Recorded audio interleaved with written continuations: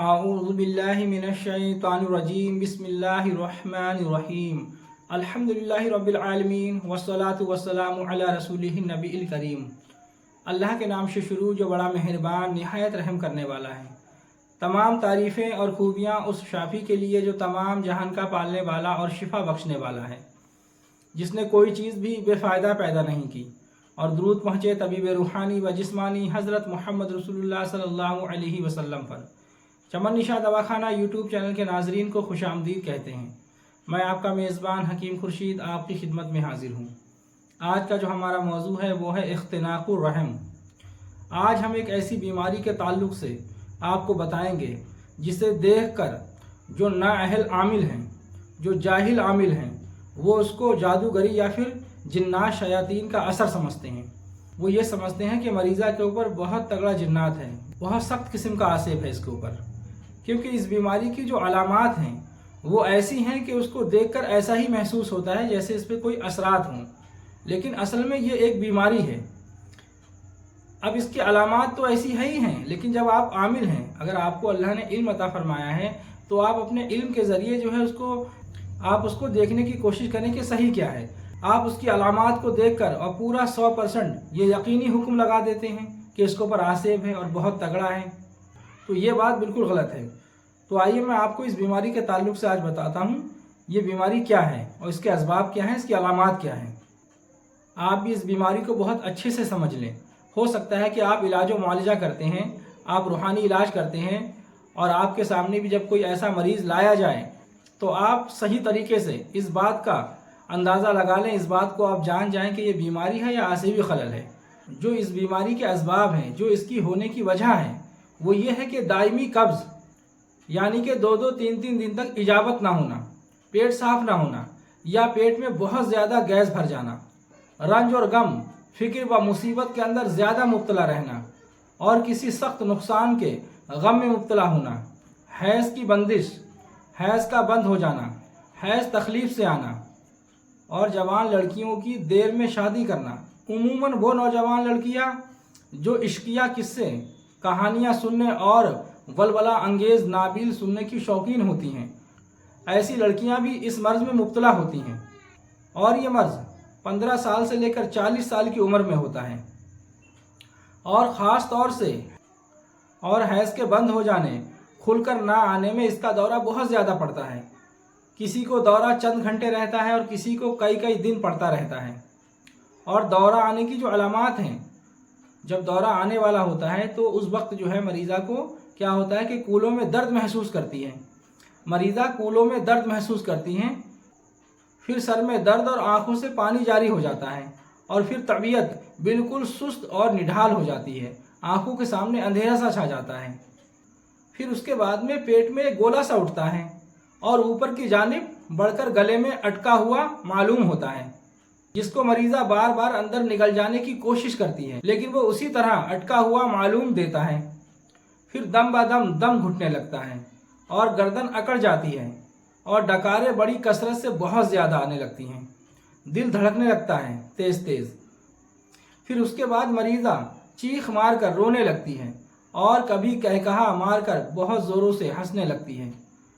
इस हालत में अगर खड़ी हो तो फिर गिर पड़ती है और तबीयत में बेहद इज़्तिराब और बेचैनी होने लगती है।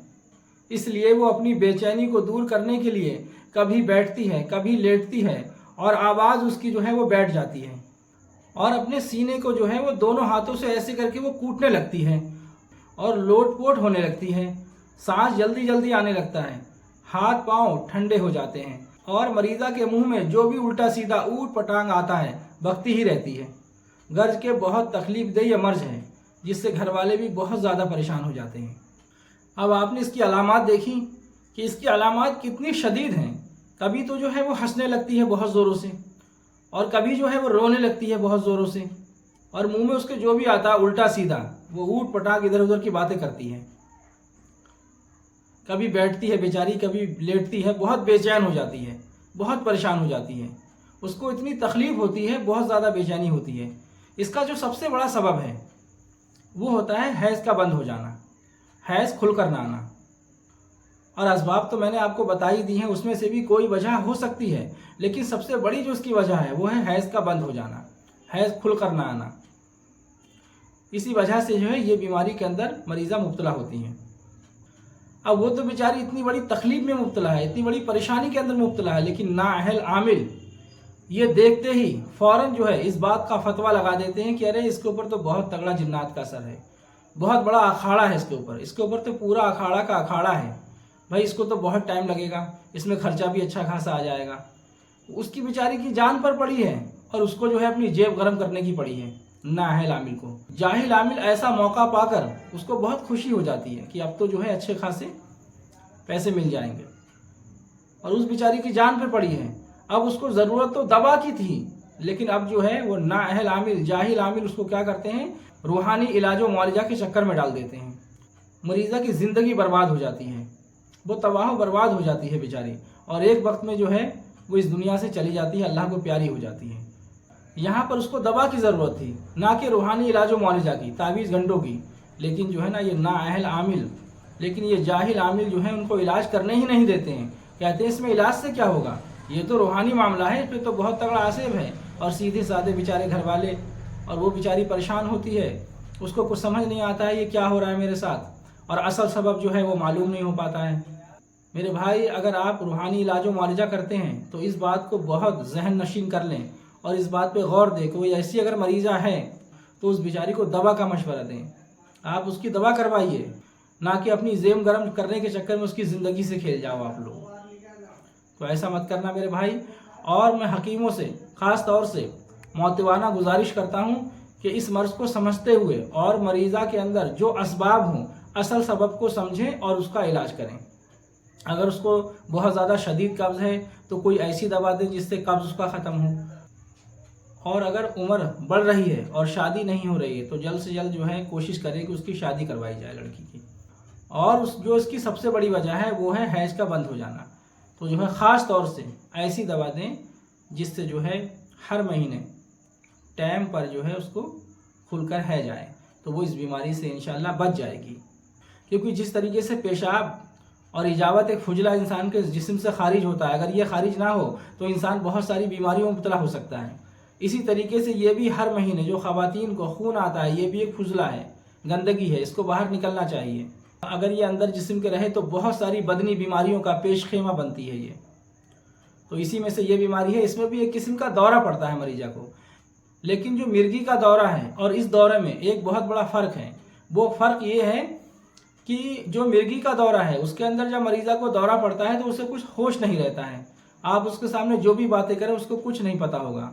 लेकिन इस दौरे के अंदर जो ये इख्तनाकुर रहम का दौरा होता है, इसको हिस्टेरिया भी बोला जाता है इस मर्ज को। तो जो ये हिस्टेरिया का दौरा होता है इसके अंदर मरीज़ा को सब कुछ होश रहता है, सिर्फ वो बोल नहीं पाती है, बाकी जो भी आप बातें करें उसके सामने, और जब वो उस दौरे से उसको होश आएगा तो वो सारी बात बता देगी आप ये बातें कर रहे थे, उसको सारा होश रहता है। बस ये फ़र्क है उसमें और इसमें।